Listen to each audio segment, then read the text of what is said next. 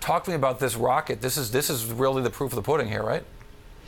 Yeah, so this is sort of what some people are calling SpaceX's Wright brothers moment. This is a rocket that, they flew it to space, they landed it on a drone ship last year, then they spent about 4 months refurbishing it, checking out all the engines. Now they're going to try to refly it again, and the latest I've heard is that the launch is slated for late Thursday from Cape Canaveral. Is it weather? I was actually down that way this week. It looks like the skies are pretty clear.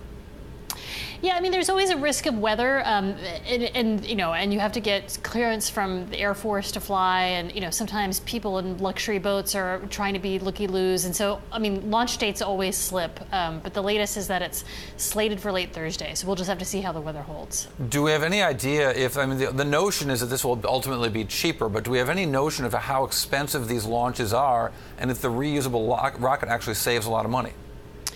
Well, it's interesting. Neither SpaceX nor the customer, which is SES, the communications satellite company out of Luxembourg, have said what the price is. But the CTO of SES did tell me that they got a cheaper launch for being first in line, for being longtime customers, kind of willing to go first. We know from SpaceX's website that a typical launch is roughly $62 million, but there's a discount if you buy launches in bulk, and for a recycled rocket, it should be cheaper. I would love to know exactly what the price is. No one has disclosed that.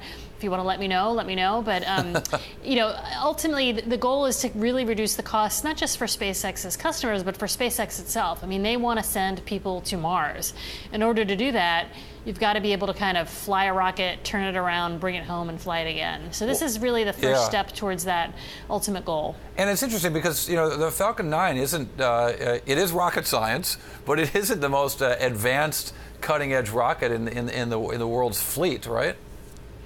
Well, no one else has reflown a rocket before. Right. What happened with the space shuttle was different. If they're able to do this, pull this off this week, fly this to space, and then land it again, that'll be a big milestone. Everyone is talking about reusability.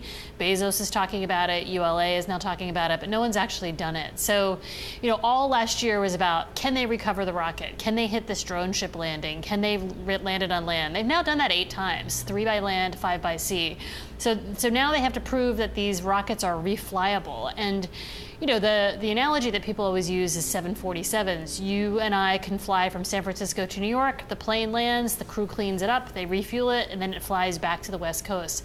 That's ultimately the goal for rocketry, but we're talking about some pretty serious thermodynamic events that go on when a rocket goes into space. And so it'll be interesting to see, how does the engine do? How do the engines do? And how many times can you refly it? Like, what's the lifespan of a rocket once it's reused? All new stuff. Can they refly it? All new stuff is going to be fascinating to watch.